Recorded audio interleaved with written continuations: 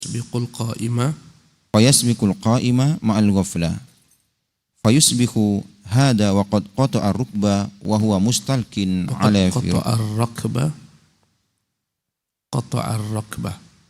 ar-rakbah wa huwa mustalkin ala firashihi wa yusbihu dhalika al-qa'imu al-ghafilu fi saqati ar-rakbi wa dhalika fadlullahi yu'tihi man yasha.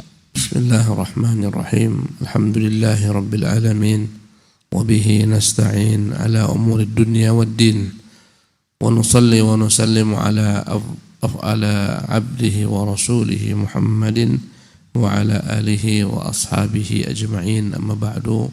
Allahumma aftah alaina hikmataka wansur alaina min khazaini rahmatik.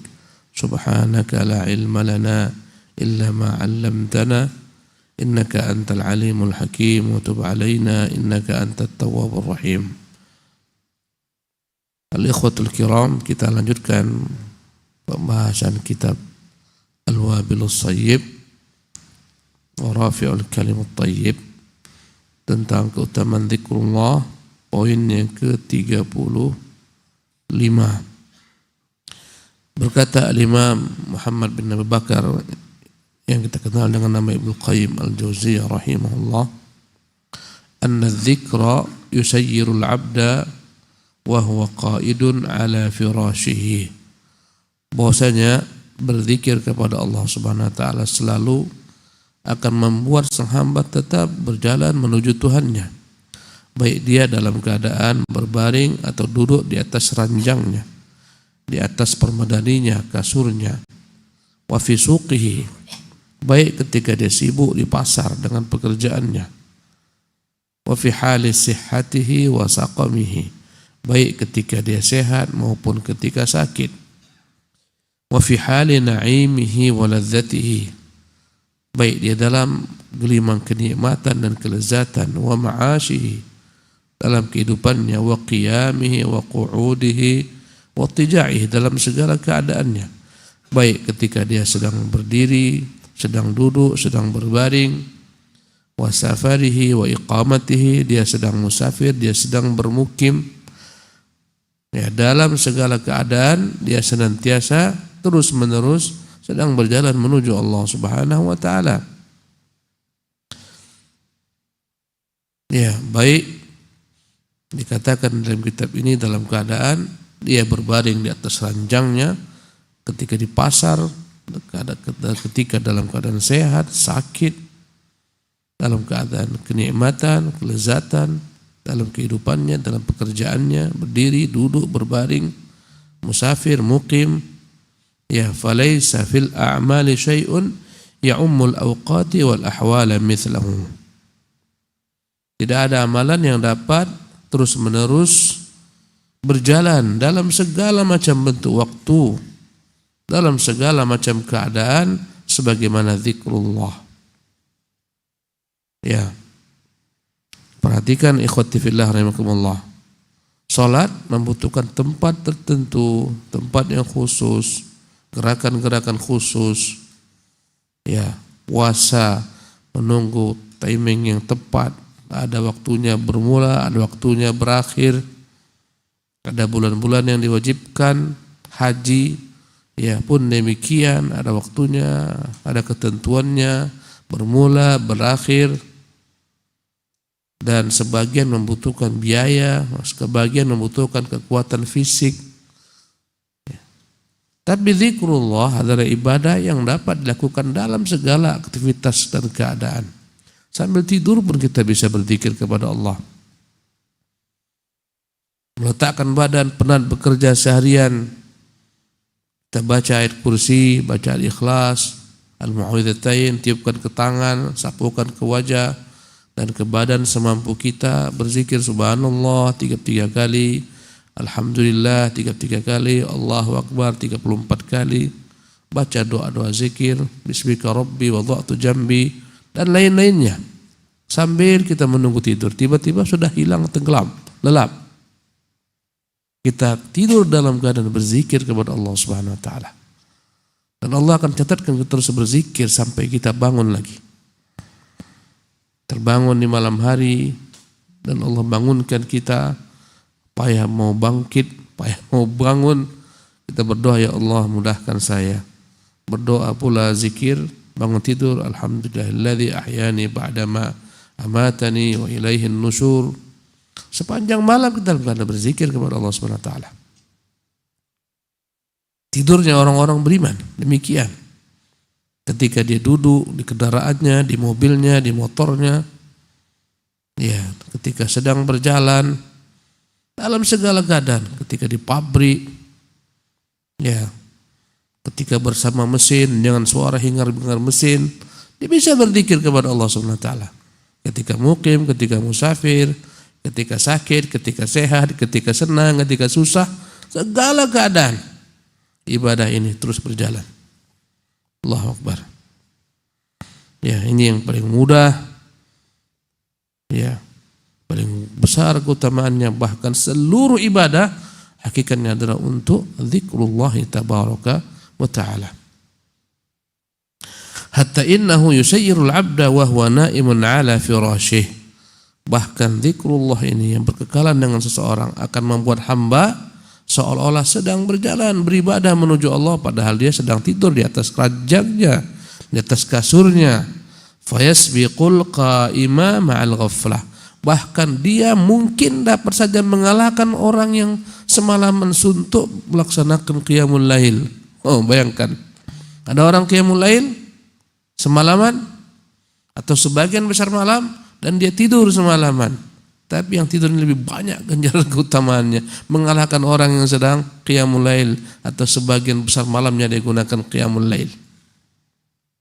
Kok bisa gitu? Bagaimana caranya? Mau tahu caranya? Dengarkan kata beliau. Fayusbihu hadza wa qad qata'a ar-rakbah wa huwa mustalqin 'ala firasyih. Maka laki-laki ini yang tidur, ya, padahal dalam keadaan tidur, ketika pagi hari dia telah melampaui orang-orang yang berjalan menuju Allah Subhanahu wa taala. Ar-rakbah, ar-rakbah adalah rombongan orang berjalan. Diumpamakan kita semua sedang berjalan menuju Allah Subhanahu wa taala. Yang tidur ini walaupun tidur, ketika pagi hari dia sudah melampaui semua orang-orang yang sedang berjalan menuju Allah Subhanahu wa taala. Wa yusbihu dzalikal qa'imul ghafil, tetapi orang bangun semalaman itu atau sebagian besar malam tapi dalam keadaan lalai, fi saqatir raqbi, tertinggal di belakang. Ya. Yang sedang qiyamul lail tertinggal di belakang, dia melampaui orang-orang yang sedang berjalan menuju Allah. Wa dzalika fadlullah yu'tihi man yasha. Itulah karunia Allah yang Allah berikan kepada siapa dikehendakinya. Jangan kau katakan kalau gitu aku tidur aja lah semalaman. Ya. Harus ditafsirkan tafsir yang benar. Bagaimana tafsir yang benar sehingga orang tidur bisa mengalahkan orang yang qiyamul lail? Naam. Wa hukiya an rajulin minal ubbadi annahu nazala bi rajulin minal ubbadi dayfan faqama al-'abidu laylahu yusalli wa dhalika ar-rajulu mustalkin 'ala firashihi falamma asbaha qala lahu al-'abidu sabaqaka ar-raqbu aw kama qala faqala laysa asy-sya'nu fi man bata laylahu musafiran wa asbaha ma'ar raqbi asya'nu fi man bata ala firashihi wa asbaha qad qata'a ar-raqbah. Dikisahkan tentang seseorang dari ahli ibadah. Dia singgah di rumah salah seorang ahli ibadah temannya sebagai tamu. Maka ahli ibadah pemilik rumah tersebut, ya, sepanjang malam melaksanakan sholat malam, sementara tamunya sepanjang malam tidur di atas kasurnya. Ketika pagi hari, berkatalah ahli ibadah pemilik rumah yang sholat sepanjang malam dalam keadaan takjub dengan amalannya, menyepelekan yang tidur. Dia mengatakan, sabaqaka ar-raqbu, hei kawan, kau baru bangun, orang sudah sampai, kau ya tertinggal. Au kama qala, atau seperti itulah kira-kira. Faqala, maka kawannya yang dia tamu datang ke tempat tersebut yang tidur semalaman berkata, laisa sya'nu fi man bata lailahu musafiran wa asbaha ma'ar raqbi. Bukanlah perkara yang paling inti, yang paling hebat adalah orang yang semalaman dia begadang qiyamul lail, Ya, sampai pagi, tapi ternyata ya ketika pagi hari dia masih bersama-sama dengan rombongan sedang berjalan menuju tujuannya Allah. Tujuan tertentu. Ya, bukanlah masalahnya orang sepanjang malam berjalan. Ya, bersama rombongan ketika pagi hari masih bersama rombongan. Asya'nu fi man bata ala firashihi wa asbaha qad qata'a ar-raqbah. Tapi perkara intinya adalah orang yang tidur semalaman di atas ranjangnya pada pagi hari, bahkan dia telah melampaui rombongan tersebut. Yang sholat malam masih bersama rombongan, yang tidur sudah melampaui rombongan tersebut. Apa kata Ibnu Qayyim rahimahullah? Naam. Wa hada wa nahwuhu lahu mahmalun sahihun wa mahmalun fasidun. Faman hamalahu ala anna ar-raqida al-muttaji'a ala firashihi yasbiqu al-qa'ima al-qanita fahuwa batil. Wa innama mahmaluhu anna hadha al-mustalki ala firashihi 'allaqa qalbahu bi rabbih 'azza wa jalla wa alsaqa habbata qalbihi bil arshi wa bata qalbuhu yatufu hawla al-arshi ma'al malaikah qad ghaba 'anid dunya wa ma fiha wa qad 'aqahu an qiyamil laili 'aikun min waja'in aw bardin yamna'ul qiyamah aw khawfin 'ala nafsihi min ru'yati aduwin yatlubuhu aw ghairu dhalika min al-a'dzar fa huwa mustalqin 'ala firashihi wa fi qalbihi ma Allahu a'lamu bihi. Wahada wa nahwuhu lahu mahmalun sahihun wa mahmalun fasid. Ungkapan orang ini, ya, dialog antara dua orang lelaki yang ahli ibadah ini, ya, ungkapan yang terakhir tamu itu, yang tidur itu telah melampaui orang-orang yang qiyamul lail, bisa ditafsirkan dengan tafsir yang benar, bisa juga ditafsirkan dengan tafsir yang salah. Barang siapa yang menafsirkan bahwasanya orang yang tidur semalaman di atas kasurnya, ya, dia secara mutlak dapat mengalahkan orang yang qiyamul lail, tentulah ini tafsiran yang batil, tafsiran yang tidak benar. Tapi jika ditafsirkan dengan tafsir yang benar, ya, bagaimana tafsir yang benar? Bahwasanya orang yang berbaring di atas ranjangnya ini, meski dia tidur, tapi hatinya sebelum tidur telah dia gantungkan dengan Tuhannya Rabb Azza wa Jalla. Hatinya telah dia lengketkan, ya, kepada arasy Allah Subhanahu wa taala. Dan sepanjang malam hatinya tawaf mengelilingi arasy Allah Subhanahu wa taala bersama rombongan malaikat-malaikat. Ini perkataan perlu tafsiran, ya. Ketika kita tidur, sesungguhnya kita dalam keadaan mati. Tapi matinya tidak seluruhnya. Allah mengatakan Allahul ladzi yatawaffal anfusa hina mautiha. Allah telah mematikan jiwa dalam, ya, ketika datang masa matinya. Wallati lam tamut fi manamiha. Allah pula yang mematikan jiwa ketika dia belum mati dalam tidurnya. Fa yumsiku allati qada 'alaihi al-mauta. Allah menahan jiwa yang telah dia cabut, nyawa yang telah dia cabut atas orang-orang yang tetapkan baginya kematian, wa yursilul ukhra ila ajalin musamma, dan dia mengirimkan kembali ruh orang-orang yang tidur tersebut kepada jasadnya sampai pada waktu ditentukan. Yakini dan sepakati bersama, orang tidur itu adalah memiliki makna kematian walaupun tidak sepenuhnya. Ruhnya dicabut Allah Subhanahu wa taala. Tatkala kita tidur, ruh sedang dicabut Allah Subhanahu wa taala.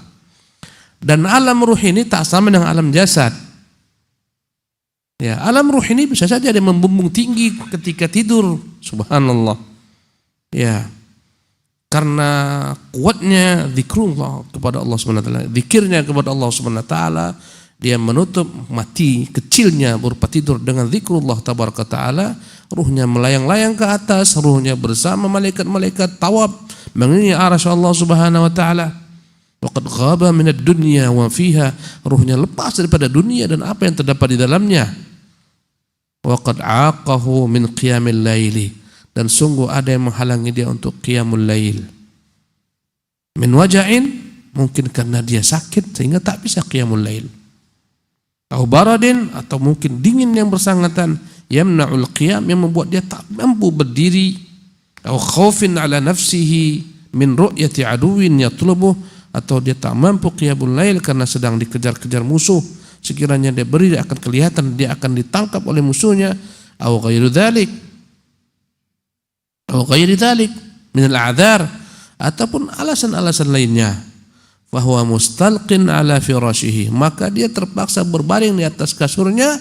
Wa fi qalbihi mallahu a'lam bih, dan dalam hatinya hanya Allah yang tahu betapa dalamnya kecintaannya kepada Allah, zikirnya kepada Allah Subhanahu wa taala. Ada uzur yang menghalangi dia qiyamul lail, walaupun tidur semalaman, tapi subhanallah, kekhusyukannya kepada Allah Subhanahu wa taala yang tak pernah putus dia dari berzikir kepada Allah Subhanahu wa taala begitu kuat, maka sepanjang malam walaupun dia tidur, Allah Subhanahu wa taala telah membuat dia melampaui orang-orang yang qiyamul lail tapi lalai, atau qiyamul lail tapi ujub, qiyamul lail paginya riya. Naam. Wa akharu qa'imun yusalli wa yatlu wa fi qalbihi min ar-riya'i wal 'ujubi wa talabil jahi wal mahmadati 'inda an-nasi ma Allahu bihi 'alimun aw qalbuhu fi wadin wa jismuhu fi wadin fala raiba anna dhalika ar-rakida yusbihu wa qad sabaqa hadha al-qa'ima bima rakhila katsiratin fal 'amalu 'ala al-qulubi la 'ala al-abdani wal mu'awwalu 'ala as-sakin la 'ala al-atlali wal i'tibari bil والاعتبار بالمحرك الأول فالذكر يثير العزم الساكنة ويهيج الحب المتوارية ويبعث الطلب الميتة. Allahu Akbar. Berkata Ibnu Qayyim, wa akharu, adapun yang lain, yang kedua, qaimun yusalli wa yatlu, memang dia bangun semalaman atau sebagian besar malam membaca Al-Quran. Wa fi qalbihi minar riya'i wal 'ujbi, tapi hatinya menyimpan penyakit riya, penyakit bangga.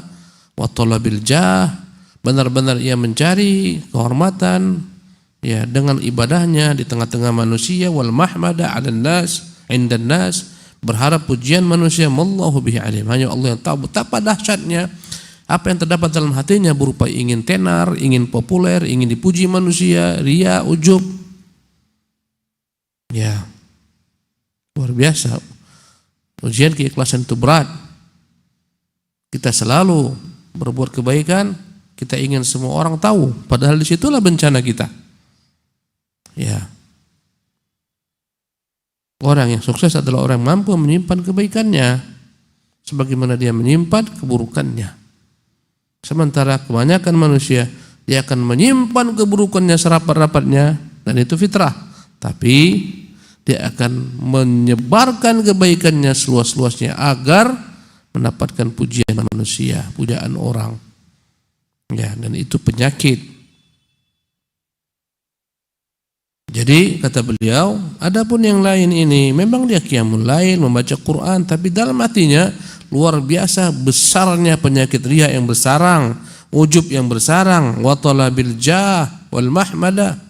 Alangkah besar ambisinya untuk dikenal manusia, dipuji manusia, mendapat kedudukan di dalam hati manusia, atau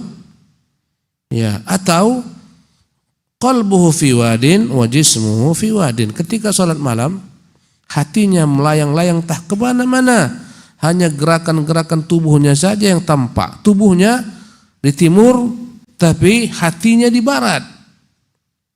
Salat malam dia baca ayat tapi tak diiringi dengan kekhusyukan, hatinya entah kemana-mana. Ya, dan sungguh ujian besar ketika sholat. Kadang-kadang kita rasakan, bila mana kita dalam kesibukan dunia, ada sesuatu hal yang ingin kita kejar, belum lagi dapat, kadang-kadang terbawa-bawa dalam sholat. Udah begitu ingin, ambisi membeli handphone tipe terbaru. Ini contoh saja. Ya, belum lagi dapat, sudah dia baca semua informasi, handphone ini yang paling bagus, ini yang paling baik, ini. Uang sudah ada, sekarang tinggal akan beli. Terbayang-bayang di mana mau ku beli, kapan ku beli, siapa kawanku. Dalam salat pun masuk. Pernah antum merasakan? Atau enggak pernah?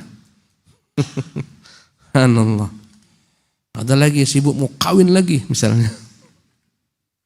Subhanallah. Ya. Sudah dapat rambu-rambu, udah ada lampu warna kuning, ya kan? Belum lagi lampu hijau. Seminggu terbayang-bayang masuk ke dalam sholatnya.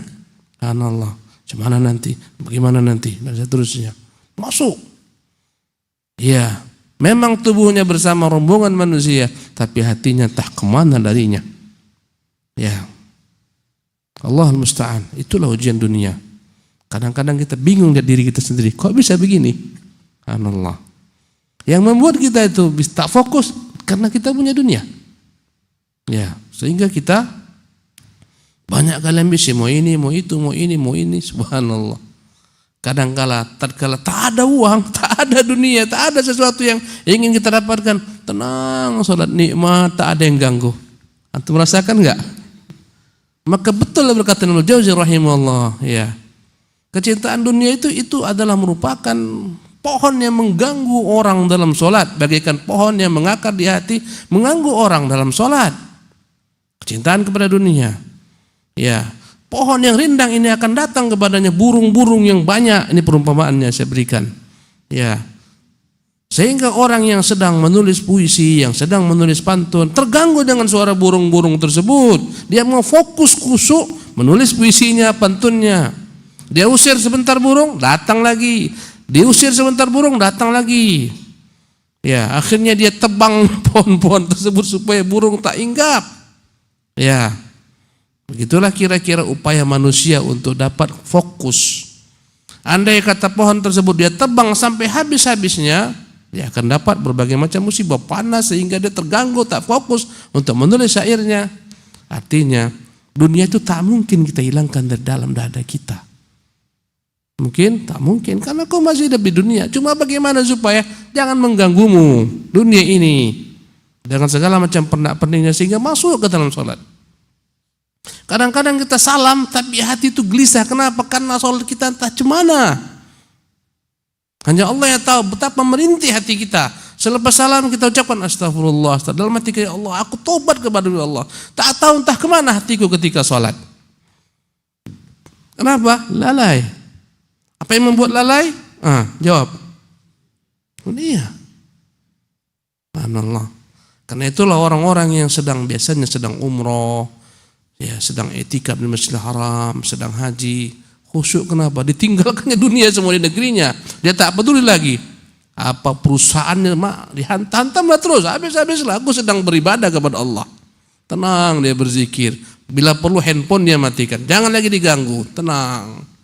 Subhanallah. Keadaan itu, perasaan itu yang senantiasa dia rasakan, dia ingat-ingat, memang kok aku mau tenang, aku harus i'tikaf di sana. Aku harus datang sana umrah. Kenapa? Di sana didapatkan ketenangan. Padahal hakikatnya suasana hati. Kalau dia mampu menjadikan suasana hatinya sebagai di Masjidil Haram, sukseslah dia. Ya. Jadi kembali kepada orang ini, dia memang qiyamul lail, tapi kadang-kadang hatinya entah di mana, ya, dan jasadnya entah di mana. Hatinya satu lembah, jasadnya di lembah lain. Fala raibah, tentulah anna dzalika ar-raqid, orang yang tidur tadi, pulas, yusbihu wa qad sabaqa hadzal qa'im bimarahil katsira. Orang yang tadi khusyuk, fokus berzikir kepada Allah, ada uzur tak bisa qiyamul lail, tentu dia telah melampaui orang yang salat malamnya seperti ini kualitasnya. Dan ini perkataan yang baik sekali. Fal amalu 'alal qulub. Amalan itu tolak ukurnya adalah apa yang terdapat di hati. La 'alal abdan, bukan apa yang tampak pada badan berupa gerak-geri. Ini luar biasa. Ya, banyak orang bergerak tubuhnya. Kau tengok orang tawaf, bergerak capek, sa'i, capek dia sa'i, pulang balik, lari-lari. Ya, ribut-ribut. Baca salawat-salawat bid'ah, pakai lagu-lagu Pancasila pun dilakukan. Teriak-teriak, ganggu orang banyak. Di mana hatinya ketika tawaf? Di mana hatinya ketika sa'i? Ya, dipimpin oleh pemandu, Allahumma, Allahumma, rame-rame. Bukan di situ. Tolak ukur ibadah itu dalam hati. Bukan apa yang kau tampakkan pada manusia dari gerak tubuhmu. Ini perkataan yang ditulis dengan tinta emas. Ya. Fal amalu 'alal qulub. Amalan itu tolak ukurnya hati. La 'alal abdan, bukan apa yang diperbuat badan. Ya, paham kira-kira bahasa ini. Wal mu'awwalu 'ala sakini la 'alal atlal. Yang menjadi tolak ukur adalah rumah yang ada penghuninya, yang memakmurkan rumah tersebut, yang merawat, bukan al-atlal, benteng-benteng yang besar yang sudah ditinggalkan oleh penghuninya berpuluh tahun, beratus tahun. Al-atlal jamak daripada tal, maknanya adalah rumah-rumah yang ditinggalkan sudah lama, rumah-rumah berupa benteng-benteng. Itu rumah hantu. Kita lihat kadang-kadang rumah-rumah yang ditinggalkan, yang kelihatan angker, tak ada penghuninya. Bukan ini yang rumah itu yang ada penghuninya. Bukan itu salat itu yang memang ada hatinya bersama badannya.